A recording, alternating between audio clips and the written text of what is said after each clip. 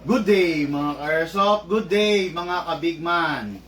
Big man, rolling tayo in 5, 4, 3, 2, 1.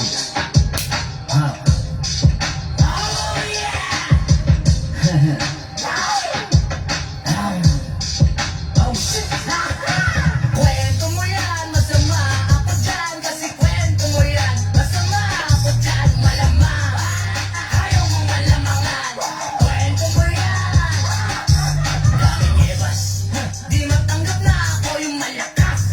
Panis ka ngayon, ganito ako lumabas. Parang kailangan mo yata ng basbas. Yung mga tira mo sa akin ay gas-gas. Ginawa ko lang yung dapat kong gawin. Dami mong sinabi, nandiyan ka pa rin. Kaya kitang gawing bangkay na malamig. Pag hindi mo patinig kung mamripid, kundi mapigil na sige. Tulog daw na siya tabi, kakasapon na to. Sige talk shit, pero ito yung masakit. Ginagawa yung pagiging malupit. Ang sabi mo, kwento mo yan, masama ako dyan. Malamang, kwento mo yan, masama ako dyan. Kasi kwento mo yan, masama ako dyan. Malamang, ayaw mo malamangan. Kwento mo yan, Queen Money. Kwento mo yan, masama ako dyan. Para mataloy ka na paraan. Kailangan mo pa ako siraan. Kwento mo lang, ginagdadadagan. Hindi pang dapa pa lang. Di ka titigil na kadadada. Lalo tayo malama. Dapat tayo wala pa sa Kung mga pigil sa puro ng chismis. Ikalat na to, natawag sa'yo sis. Yung mukha din manipis. Kalit balita na pakabilis. Makikinig lang naman sa kanya yung pangarin. Yung nagbelay ka sarap takpan.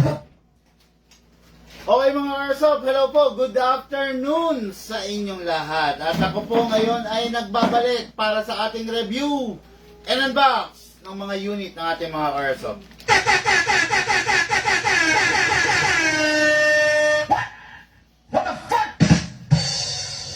Okay, ngayon nandito tayo. Iba na naman to mga airsoft, no? Iba na naman mga unit kanina, HK, then the Godfather. Ngayon naman, medyo bumaba tayo ng level, no? Baba tayo ng level. This is the M4 A1 Carbine CQB. Ano to? Bali, paano ba masasabi to?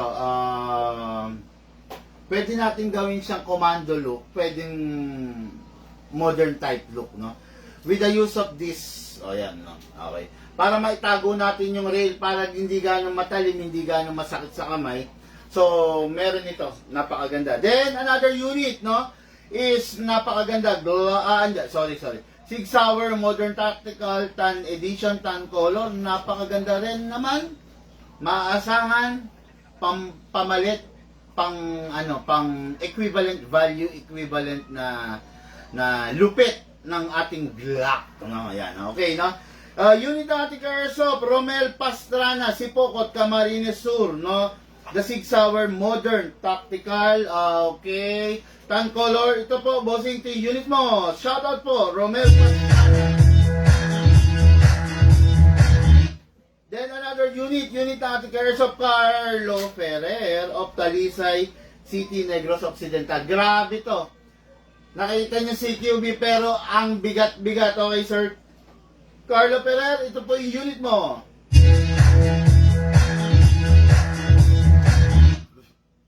Napakaganda ng mga unit nila. Napakalulupit. Pero syempre, kahit anong ganda, kahit anong lupit, kailangan i-discuss pa rin natin. Para maturuan natin sila, para maigay natin sila patungo dun sa unit nila.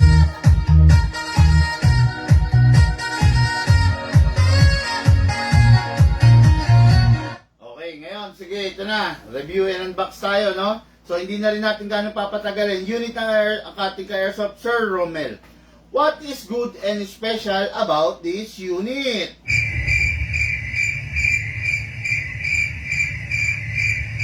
This is a Sig Sauer Tactical Edition. Sig Sauer. Sig Sauer normally ginagamit ng mga Special Action Forces. Ginagamit ng SWAT sa US, sa Australia, sa Canada. Ito kasi yung unit na halos kasing kaparehas ng Glock, 'di ba? Ito yung unit na yun, nagtataglay, itong unit na to nagtataglay ng power and durability same as the Glock. Okay? Ang kapantayan nito is si Glock 17. Kasi si Glock 18, hindi natin pwedeng sabihin kapantayan niya. It is because si Glock 18 equipped siya with single fire and rapid fire.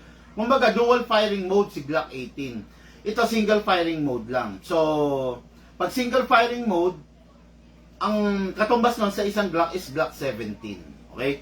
Glock 17, Glock 34, Glock 19. Ayun, yun ang mga katumbas niya. Pero ito is a standard version. Pag sinabi mong standard version, yung laki niya, parehas. Sir Romel, no, yung, kung baka magulat ka, bakit sabihin mo wala siyang markings? Hindi katulad ng Sig Sauer Tactical sa tunay. Wala po siya markings, it is because hindi ito fully licensed. This is only AWE brand. Pinakamurang Taiwan, di ba? Pinakamurang Taiwan, pinaka entry level pagdating sa Taiwan. Kaya wala po siyang markings dahil hindi po siya fully licensed. Hindi katulad ng mga high-end unit, mostly of the high-end units are fully licensed ng isang kumpanya, ng maker ng airsoft, no? This is not a fully licensed. Again, baka hanapan mo kasi siya ng mga markings. So, kaya siya wala markings. Again, hindi po siya fully licensed ng isang kumpanya. Okay, no? Itong unit na to, full metal naman siya, no? Internals, pati ibabaw. Pero, same as Glock, hard polymer ang baba. Okay? Pero, equipped na rin siya with a rail. Equipped na rin siya with a front optic sight, then conventional fixed sight yung nasa likod niya. Kung makikita niyo siya, ang datingan niya is talagang halos nakakamukha sa Glock. Wala siyang hammer dito. Okay? Wala rin siyang beaver naman para sa mga 1911, 2011. Pero combine 1911 and Glock based on the looks, no? Kaya lang, yun nga lang, hammerless pa rin siya. Okay? Ngayon, itong unit na to, full metal, mula ulong hanggang baba, alloy siya. Okay? Ngayon, pag alloy, doon na pumapasok yung klase ng gas na gagamitin natin. Ano ba yung klase ng gas na gagamitin natin? 12 kg only. Hindi siya compatible with a 14 kg, hindi rin siya compatible with a CO2 gas. Pang 12 kg lang to. Okay? This unit is naka fine tuning, naka trigger job, pero ito. Hindi po siya naka-fixed barrel. Okay, ayan ha. Uy. Akala ko nito tumutugtog, yung radyo pala. Hindi po siya naka-fixed barrel, okay? Pero naka-fine tuning, naka-trigger job siya. Dahil nag-request yung ka-airsoft natin, Big Man, pwede mo bang konti hilutin into high FPS? Hilutin natin. Request naman natin ka-airsoft, no? Doon lang tayo sa tingin natin na pinaka-safe niya. Okay? Normally, ang FPS nito is 300, 320. Ngayon, titignan natin kung gano'n natin siya nahilot. Ginawa pa tayong manghihilot ni Sir Romel Pastrana of Sipocot, Camarines Sur, no? Kaya ngayon, mamaya ipapakita ko sa inyo kung gaano natin nahilot to into high FPS mode. Somebody once told me the world is gonna roll me. Okay, the next unit natin kay Airsoft Carlo Ferrer, Talisay City, Negros Occidental. What is good and special about this? This is a full metal, napakalupit, napakabigat, napakatikas, napakaganda ng M4A1 CQB. Makikita nyo, maiksi lang siya. Never mind that, ano lang to, cover lang naman to. Maiksi lang siya, hindi siya ganun kahaba tulad ng mga long barrel, RIS model, no? Hindi siya ganun, no? Pero what good and special about this unit is this is a reliable unit when it comes pag naglalaro ka sa isang CQB gaming. Kasi CQB nga siya. Pero this unit is medyo mabigat. Mabigat talaga siya, no? Mabigat ang datingan niya. Pero still, siguro RK Airsoft can manage yung bigat nito, no? Pero ako, not my, hindi siya yung ko. Hindi siya yung bet ko, not my type na unit, no? Kasi nga, syempre, di ba, Hindi naman lingid sa kaalaman nyo, lagi kong sinasabi. Kung ako ang tatanungin, mas gusto ko yung mga hard polymer, no? Hindi ko pipiliin itong full metal itis because medyo stressful siya dahil nga mabigat. Okay?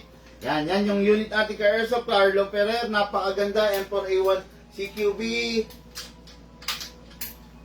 Sarap naman gamitin, no? Kaya lang nga, medyo hindi ko nakikitaan siya ng pagiging effective kasi si Sir si Sir is from Talisay, Negros Occidental.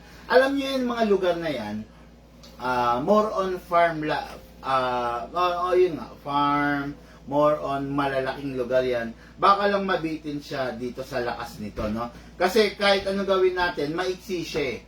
Hindi naman niya kayang i-achieve yung mga kapasidad ng mga mas mahaba sa kanya. Maiksi siya, so expect na natin na medyo hindi siya ganun sasabay kung parang lalaruin mo siya as a airsoft na pangmalayuan. Kasi CQB nga siya. Pero still, ito yung order natin kay airsoft. Go natin to. I'm good, yeah, I'm feeling alright. Okay, kulang ako ng battery. Okay, so this is the unit pistol ng ating airsoft, Romel Pastrana.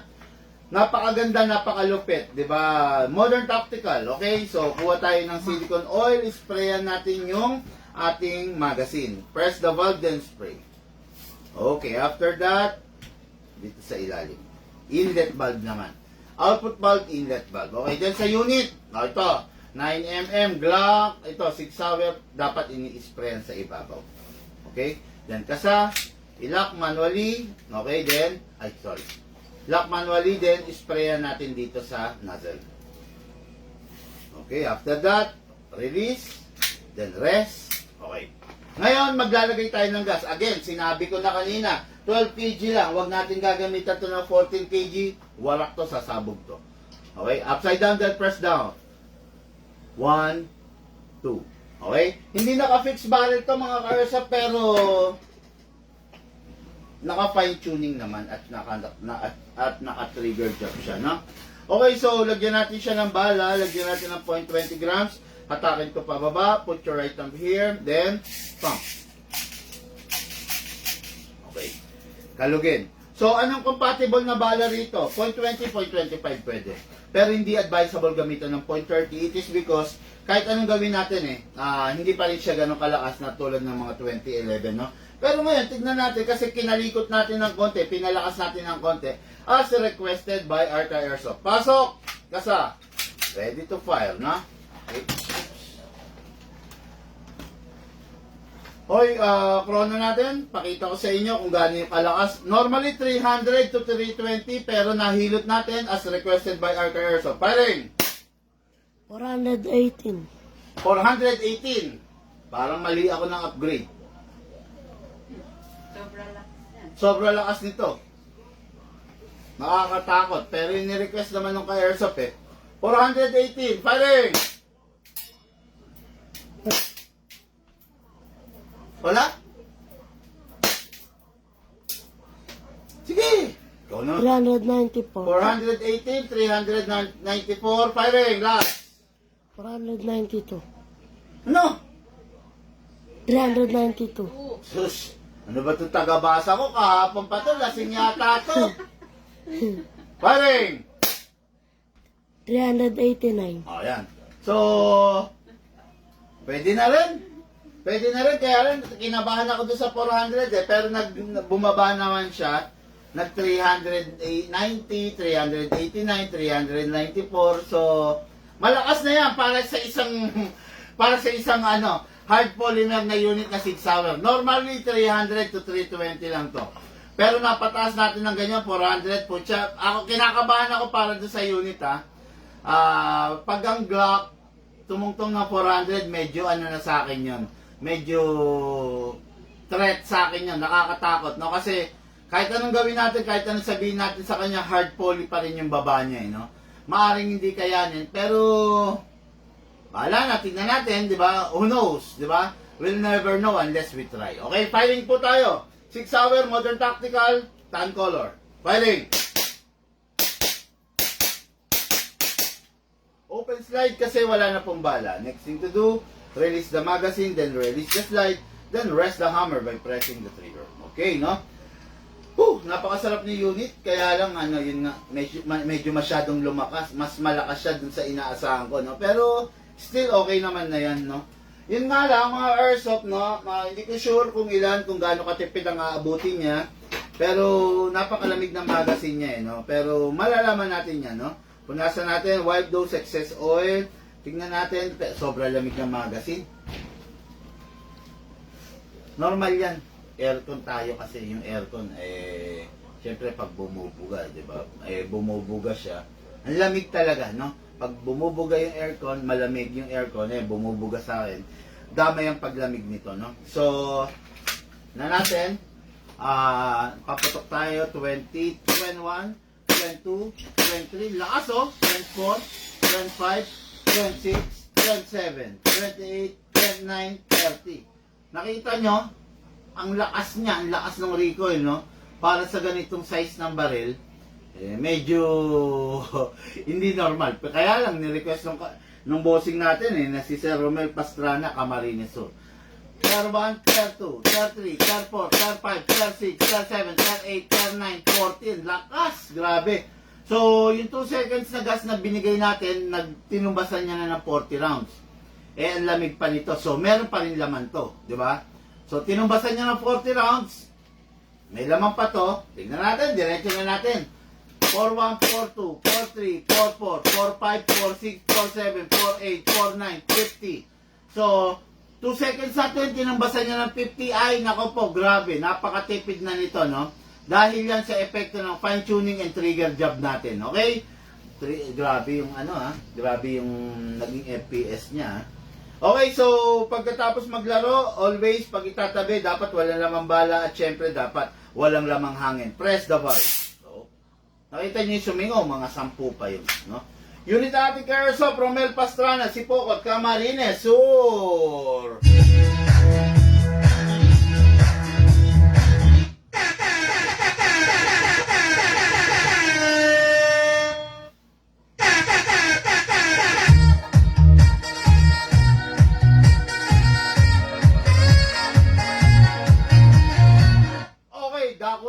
Next tayo doon sa main event ng ating live. Okay, this is the F4A1 CQB.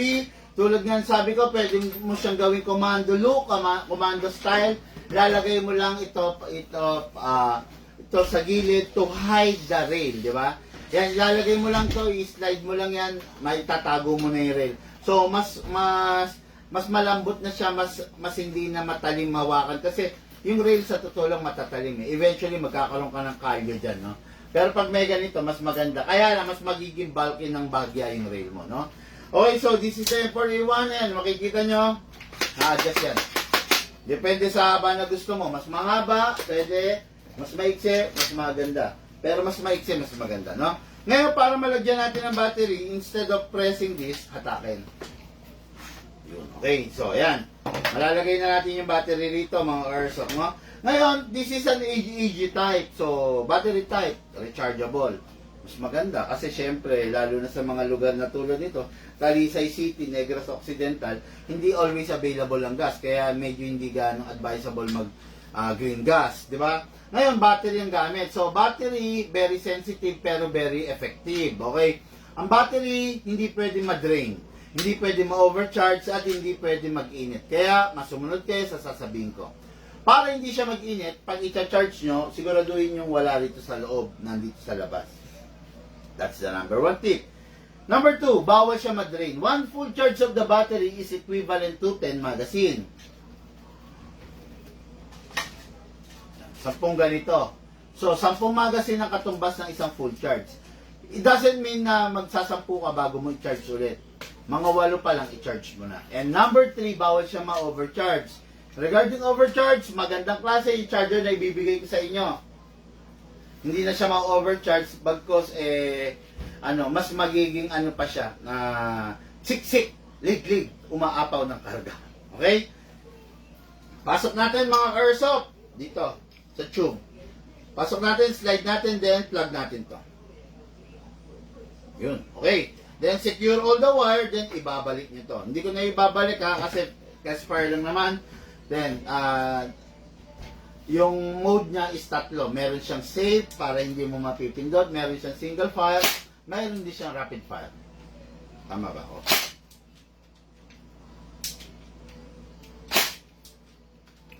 Bakit wala tong rapid fire? Wala. Wala. Oh. Safe. Single fire. Rapid fire. So, naglolo ko ang rapid niya. Bago to ha. Kita niya, naglolo ko ha. Single fire, rapid fire. Wala. Mahigpit yung ano. Anong? Palitan niyo yung unit. Palagay defective. Ito yun. Tingnan mo yan susunod. Kung same lang dito. Ayan, wala siyang rapid fire. Oh.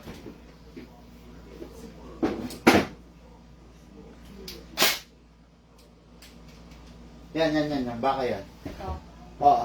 Palitan natin yung unit. Tabi mo to lang, lagay mo defective. Doon sa... Oo.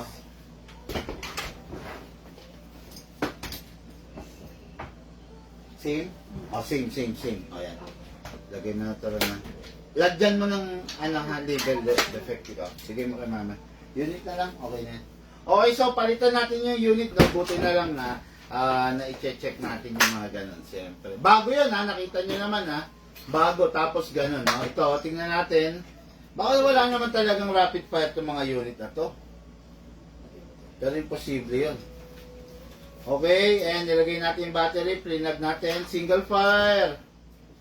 Rapid fire. Ala! Baka wala talaga.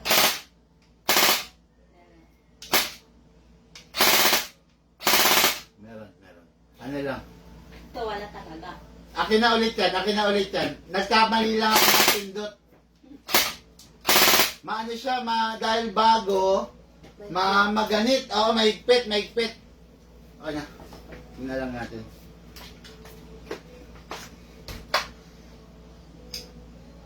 Piniga ko eh. Sagad. O, sinagad ko. Okay, single fire, rapid fire. Ano lang, maganit lang. Okay. Okay na. Sorry. Akala ko naman, malulugi na naman ako. Akala ko may kakatayin na naman ako na unit. No? So, yun. Medyo in-applyan ko lang ng konting DN, no, sa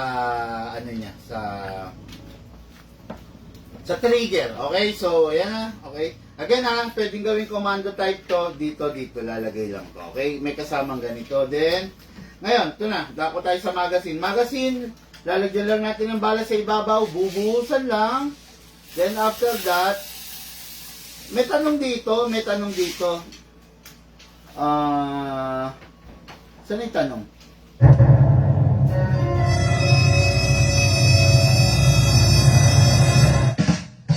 Okay, may tanong dito mga ka-airsoft, no? Big man, ano ba ang advantage ng rifle over the pistol? Actually, ang may advantage talaga is the rifle kaysa sa pistol because ang pistol is gas type. This is a battery type. So, ang battery type parang cellphone, na lobat, i-charge mo lang. Yung pistol kasi is gas type mostly. Ngayon, ang problema ka sa mga gas type, pag naubusan ka ng gas, hindi mo na siya magagamit. Kailangan lagi kang bibili or lagi kang may reserva ng gas. Hindi katulad ng isang rifle na electric type is mas madaling access sa electric, di ba? Sasaksak mo lang magcha-charge na siya. Wala kang saksakan, nasa bundok ka, mag-power bank ka, di ba? Okay, so pag nalagyan natin, sara natin to, then may kinakamot sa ilalim para yung bala maitulak pa panik. Kamot lang ng kamot. Okay, then pasok sa unit.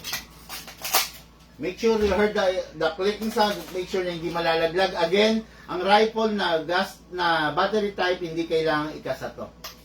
Okay? Huwag niyo na ikakasa kasi walang maidudulot yun na maganda sa unit. Pwede pa ikasira ng unit. To. Okay? Pagkalagay nyo ng battery, pagkalagay nyo ng magazine, good to go yan. Firing! Single! Rapid fire! Single. Grabe. Sarap. Single fire. Oh, sarap. Wala ka talagang ano. Napakaganda ng pagkaka-upgrade dito. Rapid fire. Kaya, di ba? So, itong unit na to, mag-enjoy yung ating kay Airsoft, Carlo Ferrer, naka-stage 1 upgrade. Tignan natin nga pala kung ilang FPS siya. Okay, no? Hindi ko na check. Pero kasi in-upgrade ko to, pinalitan ko ng spring kanina. Normally kanina nung bago ko siya i-upgrade, 390, nagpo-400, nagpo-410. Ngayon tignan natin, no. I'm not sure kung ilan ang FPS niya, pero tignan natin, lagyan natin ng 0.20 grams na bala. Okay. Then, kamot natin. Tignan natin ha, mga Airsoft na 390, 400, 410, naglalaro din eh. Tignan natin after the upgrade kung ilang FPS na siya. Okay? Kung ano, dito sa Big Man talagang mabibili nyo mga upgraded, no? Mas masarap. Okay, firing! Dali. Ayaw. Nagloko na naman. Nabagsak ko kasi. Ayaw? Wala? Zero. Ayan na. Sorry. Nabagsak ko, nagalaw na naman yung karayom niyan. Buisit. Oh, hindi, may karayom yan. Siyempre, yung dinadaan. Okay, firing, single. Rapid. Napakasarap niya, mga Airsoft, no? Every time matatapos maglaro, always release the magazine, then clear the chamber. Then rest the spring. Lagay natin sa rapid fire, press it 1 second, then single fire. May bala pa. Rapid fire, single, then six. Okay. Ano tinamaan ko dito eh? O, yun o. Dalawa. Oo, yan po. Kahoy. Buisit na yun. Woo! Okay, mga Airsoft, ito na yung unit natin kay Airsoft, Carlo Ferrer, Talisay City. Dapat mas maingat ako ha. Okay, so ito yung unit niya for packing and for shipping. Habol, 4 ang shipping natin ngayon, lalarga na, babiyahin na, no? So, shoutout ko yung mga ka-Airsoft natin. Yung mga nalilito dyan, gusto magpa-COD, magpa-book na kayo, tawag na kayo, pupuntahan ko kayo on the spot, no? Napakadami kong dala, napakadami niyong pagpipilian na pwede niyong maging partners in paglalaro and paglilibang. Okay? Mga Airsoft, thank you po sa inyong lahat!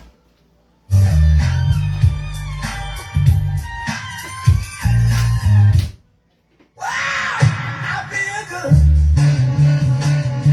I'm good, yeah, I'm feeling alright.